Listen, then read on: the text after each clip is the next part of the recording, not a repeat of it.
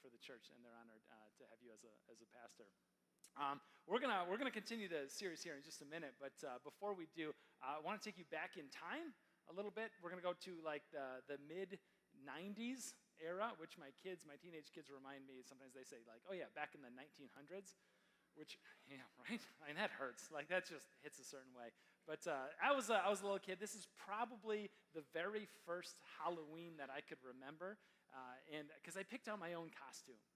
And the way that I picked out my costume was this Saturday morning cartoon show that I absolutely loved, and I found the mask of the main character in like this magazine cutout. So not like a nice plastic mask, but like a paper cutout that I had to supply my own rubber band and like make the costume around. I'm gonna say what it is, and it's just so ridiculous. The show that I somehow made my entire personality was has anybody heard of the Saturday morning TV show in the mid-90s called Swamp Thing? Are you serious? Because, like, dude, I looked this up because I'm like, that couldn't have been a real thing. Like, the intro, they made 4 episodes of this whole thing. That's it. It got canceled immediately. And I think the intro of the song of the show, Swamp Thing, was like Wild Thing, you make my heart sing. But, like, they just changed one word and made it Swamp Thing. I think they got canceled for, like, copyright infringement. But so I see this, like, and I'm like, Dad, I want to help me. Here's this. I got the mask. Help me make a costume around this mask. And he's like, you want to be a swamp? Like, we've got this thing, right? And yes, I am Dutch, in case you were wondering. Like, where does this guy come? Like, this is my costume for that Halloween. It was a garbage bag with sticks just shoved in it. And my dad just kind of steps back and he's like, you look like a swamp, kid. Like, go hit it, door to door, asking trick or treat, asking for candy. And I went out and I felt like I was just the king of the bog. Just the wasteland. That was me. And okay, here's the tie-in. And this is kind of where we're going with this one today. Is that I don't think any of us are in danger of dressing up like Swamp Thing. Maybe Clarence. I'm not sure. He's the only one who knows that show besides me. But like every once in a while, we're flipping through a magazine and we find a mask that looks appealing to us. Like we find a costume that we want to put on, right? I took, as a little kid, I took the costume and the mask and I kind of filed that stuff away a long time ago. But like, I don't wear like the Swamp Thing mask, but I do have this like tendency to put on I'll always have it together kind of mask.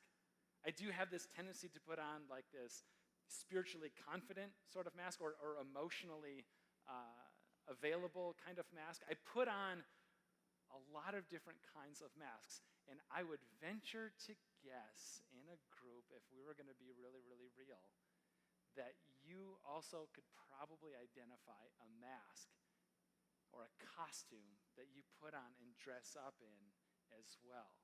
And so that's what I want to talk about this morning, because it's dangerous for us, and mostly because we're missing out on something that God has so much more in store for us. Because when we do that thing of putting on the mask and getting into costume and kind of going through the day that way, what we run into is just this simple kind of takeaway of the day. God can't bless the person that you are pretending to be, right? Because he didn't like make that person, right? He made you, and he made me. And so when we're kind of going through like wearing the costume and wearing the mask, God can't bless that person because he didn't actually make that person. It's just a figment of our imaginations that we're putting forward.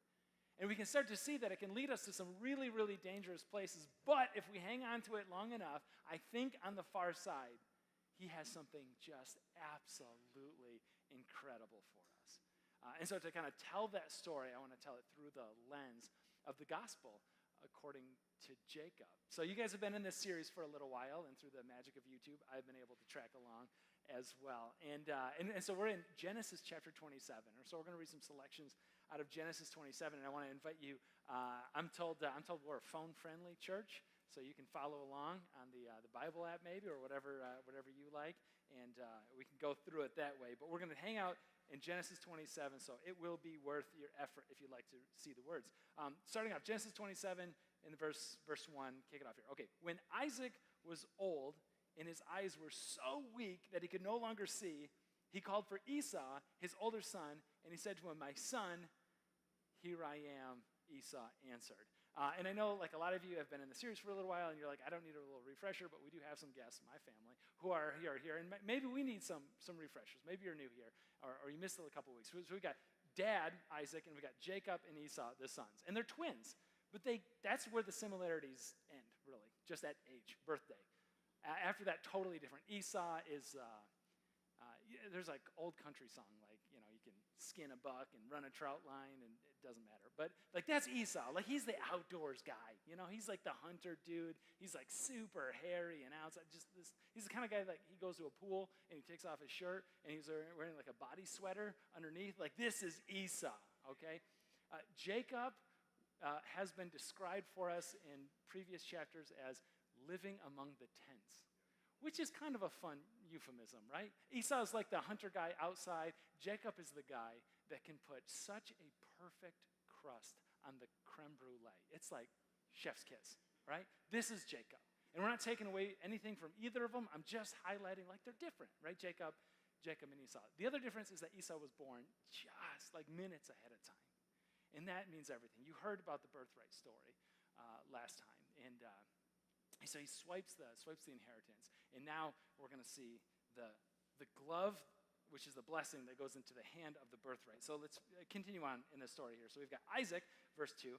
Isaac said, okay, I'm now an old man, and I don't know the day of my death. And so we're starting to see, like, time is coming to a close. Now then, talking to Esau, get your equipment, your quiver and your bow. So you got a bow and arrow, a little Katniss Everdeen action. And he goes out to the open country. Hunger Games? No? Okay, it's been a while.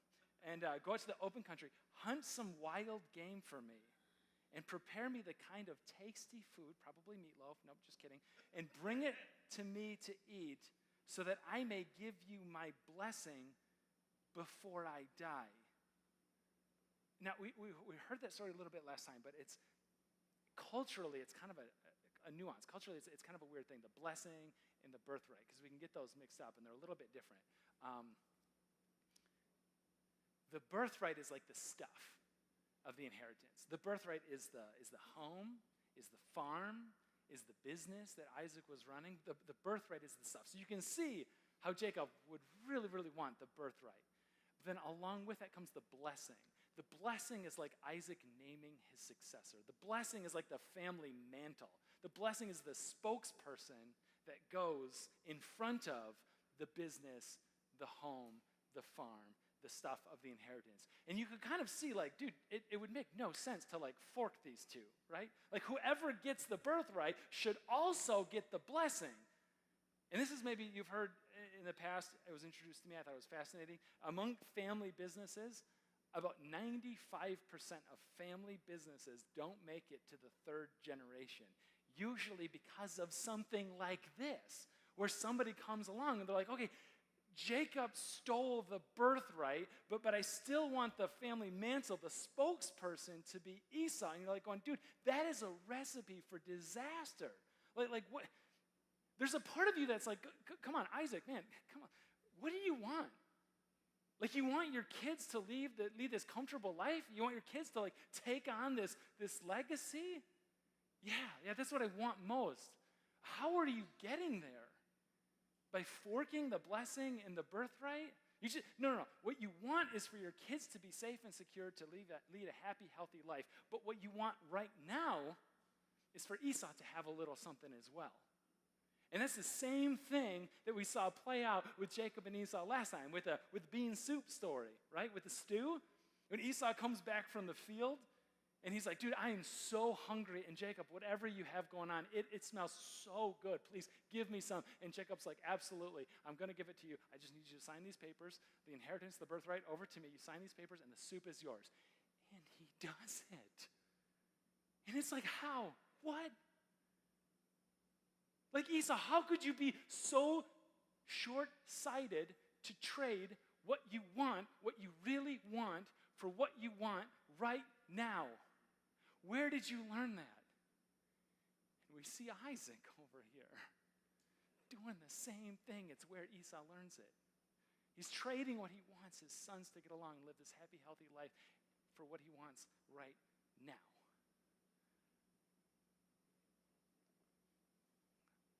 Now, as a friend, feel like I'm kind of getting up in our business just a little bit here. But I'd say that this is probably how I've learned. This is how sin usually presents itself, right? Sin, I think, at its core, is a bad deal. Sin presents something for us, like trading what we really want. We want communion with God. We want closeness, affection, intimacy with our Creator. We want righteousness. We want holiness. What we really, really want, something that can never be taken away, and we trade that off for what we want right now, just a little instant gratification. And you kind of like run so many of your worst decisions, of my worst decisions, through that very same lens, where it's like what I really, really want is financial stability. What I really, really want is financial peace. But what I want right now is 30% off, It's Prime Day, And so we do this trade, and we're like, come on, if we just take a minute. What I really, really want is like intimacy and closeness with my spouse. But there's this instant gratification piece over here, and it is just so easy to trade what I want for what I want right now. And so there's a part of me that's like, this isn't what the message is about. This is just bonus material for y'all. But the next time that trade presents itself, and it's tempting, and it always is just take a beat and think, what am I trading right now? What am I giving up potentially right now? And what am I losing on into eternity?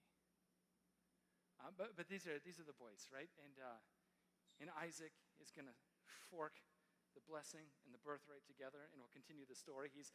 Isaac is saying, come on in, and I'm going to give you this blessing. But at first, I want you to go out, and I want you to catch something or kill something, cook it up, and bring it to me. That's the food I like. Verse 5, now Rebekah was listening. She's eavesdropping. She's spying. We don't need to dress it up at all. Just because it's in the Bible doesn't mean it's okay. That's one of our takeaways here, all right? There's a lot of sin to go around here. There's a lot of bad stuff going around in here. She's not the best choice. But Rebekah was spying, listening, as Isaac spoke to his son Esau.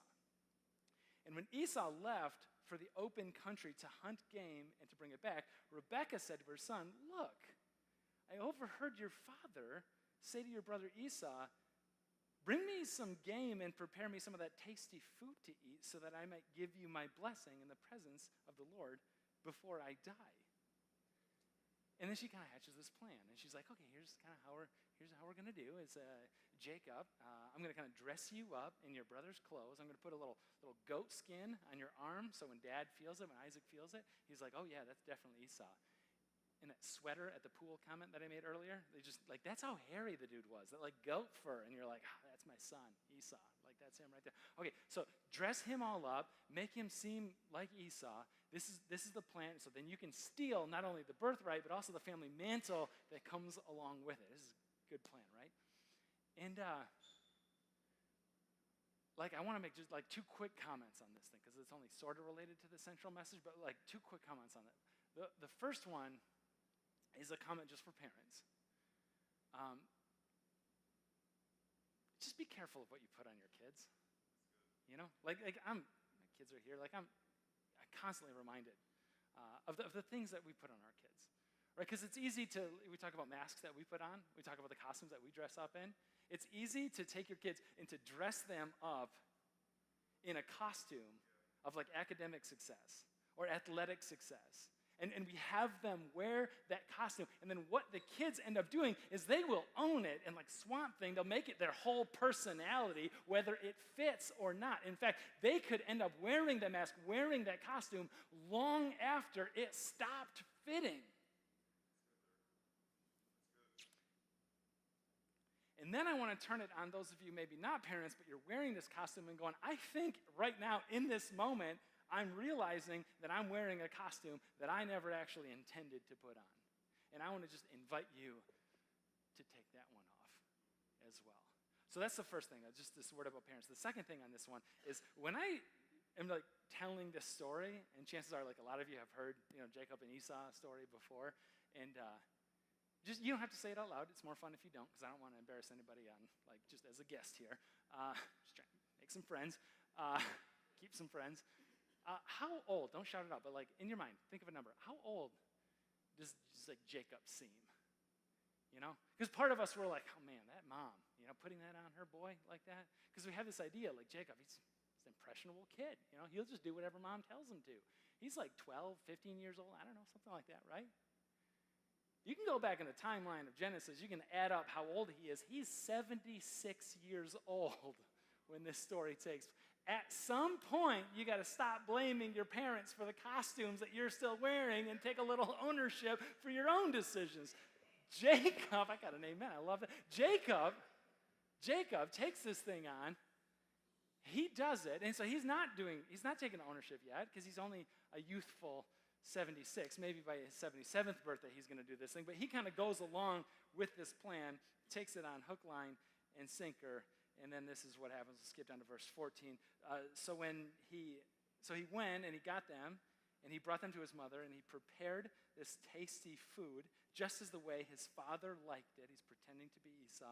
And then Rebekah took the best clothes of Esau, her older son, which she had in the house, and he put them on her younger son, Jacob. And it's like, why does this woman have the clothes of her 76-year-old boys still in the house? Some things in the Bible I don't understand, and I don't have to understand it. We don't. It just doesn't make any sense. We'll move on. Verse 18. He went to his father, Jacob now, pretending to be Esau, went to his father, and he said, my father. Yes, my son, he answered. Who is it? And Jacob said to his father, I am Esau, your firstborn. I've done as you told me. Please sit up and eat some of my game so that you may give me your blessing. And Isaac asked his son, how did you find it so quickly, my son? The Lord, your God, gave me success. Don't do that, right? Don't bring God into this thing. Don't dress it up and put the Jesus label on something that clearly isn't from him. And that's what he does. It's yuck. We said before, just because it's in the Bible doesn't mean it's okay. This is like the epitome of that. Dressing it up, putting the name of God on this thing and said, oh, it was the Lord that gave me success. The core of the thing is, I think, Jacob believes to a fault in himself. You know, like sometimes we think like, oh, you know, Jacob, was the blessed one of the boys, and so, you know, because he made all these good decisions, God blessed him, instead of Esau, who made poor decisions. It's like, no, both of them made terrible decisions, and God loved them both anyway. That's the gospel, right? The gospel is that we make terrible decisions. We dress up in somebody else's clothes. We wear masks and we wear costumes that don't fit us and don't belong to us, and they aren't us, and God says, I love you anyway. Let's do something together despite all of that. The gospel makes a way anyway. But Jacob, I think, to his core, believes that like now he has the birthright. I am the successor. I am the one that God is going to carry on his plan through. And the only thing that can make this birthright a little bit better is the mantle, is the spokesperson, is the blessing to come on with it. And so God, when you're being a little slow, and this is relatable, when you're being a little slow and not doing what I want you to do, I'm just going to nudge you along. I'm just going to push you along a little bit, right? Because, hey, listen, we all want the same thing here, God. I'm just going to help you out just a little bit. And can I just tell you, what I've learned in the years of ministry, personally and professionally, watching others, is that, listen, if it's not God's timing, you can't force it. And if it is God's timing, you can't stop it. Like, you can't try to do God's things without God's ways and means. You have to do God's things God's way. And Jacob is just opening up a world of hurt for himself in the story by trying to force the process. Verse 21. Then Isaac said to Jacob, come near so I can touch you, my son, to know whether it's really you, Esau, or not. And Jacob went close to his father, Isaac, who touched him, and he said, the voice is the voice of Jacob, but the hands are the hands of Esau. And he didn't recognize him, for his hands were hairy like those of his brother Esau, the goat fur on him. And so he proceeded to bless him. Hey, are you really my son Esau? He asked. I am, he replied. And he's got his dad. He got so good at wearing the mask. He got so good at the costume that even the one that was supposed to know him better than anybody else on the planet couldn't even recognize him. And I just want to offer you this encouragement, right? Because we make a choice. We've got a few younger people around as well, younger than I am at least, which is a lot of us. And if I could just speak, don't get good at lying. It's easy. Because at first you think it's fun. Like, I can get away with something. I can get good at this. It's just, don't get good at lying. Because pretty soon you can't even tell for yourself the difference between who you actually are and the costumed version of you that you're presenting to the world. It's not worth it. He fools the people he's closest to because he's worked so hard at it. He's been so good at it. Verse 26. And then his father, Isaac, said to him, "Come here, my son, and kiss me." And so he went and he kissed him. And when Isaac caught, it wasn't the sight or the sound or the food, and when he caught the smell of his clothes, remember those are Esau's clothes, that was it. The deal is signed. He blessed him. And don't get me wrong. Jacob did it.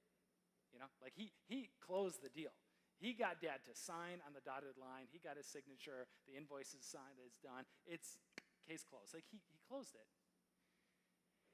He got everything that he wanted.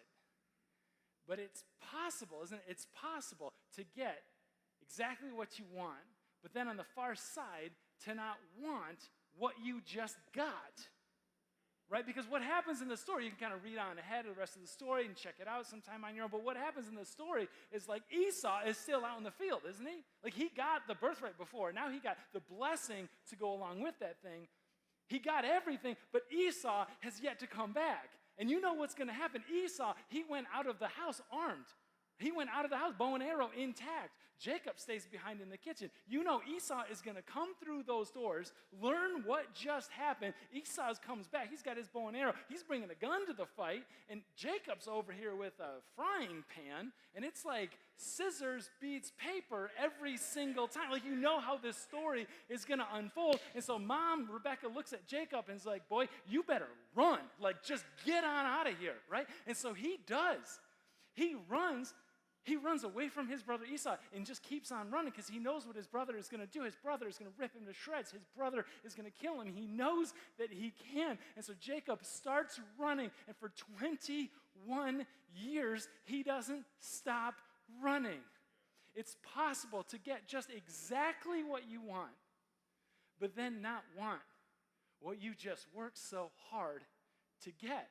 He got the farm, he got the business, he got the house, but he can't even live in the house, can he?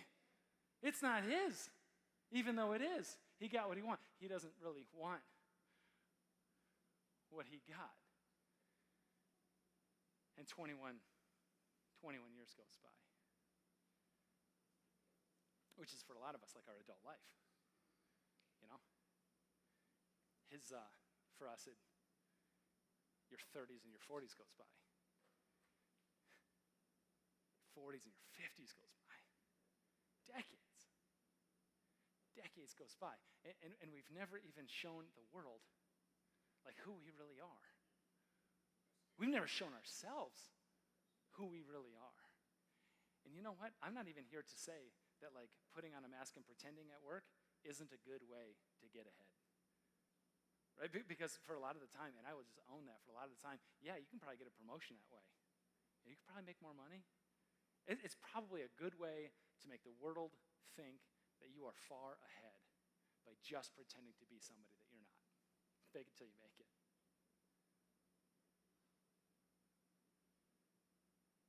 But the problem with that get to the top of that particular ladder and realize the entire time it was leaning against the wrong building. To get exactly what you want. And then now with your life, not in the windshield ahead of you, but in the rear view, looking back and going, I got what I wanted, and now I don't want what I got. And so the encouragement here is so ridiculously simple, but difficult to employ. It's just take off the mask. You know, that costume. We call them life groups. That's real life right there. Talk to somebody. I think the best place to go to this is maybe have a real genuine conversation with the Lord. All right. It's been 21 or more years that I've been pretending. God, this is the real me. Nice to meet you. And I think what he's going to say in response, I always knew. I was just waiting for you to catch up. He's been here the entire time. Just the different kinds of masks that we wear. The I'm fine emotionally mask.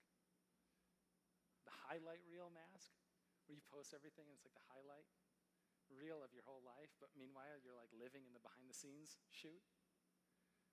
It's this is my favorite one, the church mask, where we like come to church. We do it too at Encounter, so it's fine. We could be in this, right? Where it's like, hey, I know the lyrics to the songs. I know a verse for everything. Like I've got it all together, and it's like spiritually just dry. You know, the drift has taken place so much. It's like I don't know who and whose I am anymore. You know, but we slip into that costume, and it's like everything is okay. The overachiever mask. The overachiever mask is like, no, I'm so busy. I'm so busy. I wear busyness like a badge so people know that I'm productive and that I'm successful. But really what I'm trying to do is I'm trying desperately to convince myself that I am enough and that I'm worthy of being loved. And there is no amount of success and there's no amount of work. There's no amount of compensation, of money that's going to fill that particular hole. But what we can do is lay that before Jesus and saying, okay, I'm no longer going to perform. Instead, I am going to surrender who I actually am. And so, God, you can bless the real me. No, I don't want to steal any thunder of future Jacob, but we can't just leave the boy hanging here, right? And so just reaching into future weeks, like a little bit here. We know that the Jacob story isn't totally ended. He goes on the run. For 21 years, he is on the run. He is fleeing away from Esau, away from Rebekah, away from the Lord. He's running away from everything for 21 years. And then one night, he stops running. And then one night, he's laying awake, and then a figure kind of comes out of nowhere and just grabs him, and he grabs him back, and they start fighting, and they start wrestling, and through the night, all hours go by, and all through the night, he's like wrestling with this figure, and we start to learn, and he starts to learn that it's not just wrestling with an ordinary person, he's wrestling with God himself all through the night, and he's just back and forth and trying to get this hold, and then the Lord like touches his hip, and his hip kind of pops out of socket, and you're like, that's weird for like a 20 or 30-year-old, and you're like, oh, he was 76 plus 21, he's in his 90s, and you're like, that makes sense, the hip thing, like I get that, right? Okay, and so he can't move his leg anymore, so what does he do? He just like holds on for dear life to his maker all night long. And the maker says, his Lord says, let go of me. And he goes, I'm not going to do it. I'm not going to let go until you bless me, Jacob, the trickster, the swindler. Bless me. And God says, you are done running, Jacob. You're owning who you actually are, somebody who's been struggling his whole life. And so God turns around, and he gives him this blessing, and he gives him, along with that, a new name. Anybody? Israel. And he says, you are now Israel. You are no longer the swindler. You are no longer the cheater. You are no longer the fraud. You are no longer the one who rips off your own family and flesh and blood. I'm giving you a new name and a new identity to come on with it. And the name is Israel. And it's this beautiful picture of who we are in Christ, isn't it? Where we get this awesome picture of like you baptize, you go under the water, and then you come up out of the water, and you're like, I'm me, but I'm this new version of me. I'm the Jesus version of myself, and I'm no longer defined by those other things of my past. They don't define my future. God does. And it's this awesome story of like who we are and the new identity, the new picture that we have. But I want to fast forward even farther beyond that. Because God is just beginning his story in Genesis. In Exodus chapter 3, he's got this incredible move of pulling his people out of slavery, out of Egypt. And God meets the leader of this. He meets Moses with this bush that's burning up, and it doesn't go away. It just keeps on burning. And he unhatches this plan about how he's going to take hundreds of thousands of people out of slavery, out of Egypt, and bring them into their own place. And it's this beautiful, beautiful picture of God rescuing his people again that continually get ourselves into trouble. That's gospel. He's going to pull them out. And Moses asks this awesome question, okay, God, who is it should I tell them who you are? Like, how do you want to be known? The whole world is going to watch this event in Egypt. Who should I say sent me? And God says, I am. Tell him the I am sent you. The I am, the God of Abraham, the God of Isaac, and I heard somebody share it like this, and you think that he's going to say the God of Israel, because that's the new identity. That's the aftershot. That's the glow-up version of you. You think he's going to say Israel, but he doesn't. I'm the God of Abraham. I'm the God of Isaac. And I'm the God of Jacob. I'm the God of the swindler. I'm the God of the cheat. I'm the God of the sinner. I'm not just the God of your success. I'm the God of your struggle too. I'm the God of your, not just your highlight reel, but I'm also the God of the part that you crop out of the picture. I'm the God of Jacob. I'm the God of the low places in your life, the God of your fear and the God of your failure, the God of your defeats, your God of your guilt, the God of your shame. I'm the God of Jacob as well.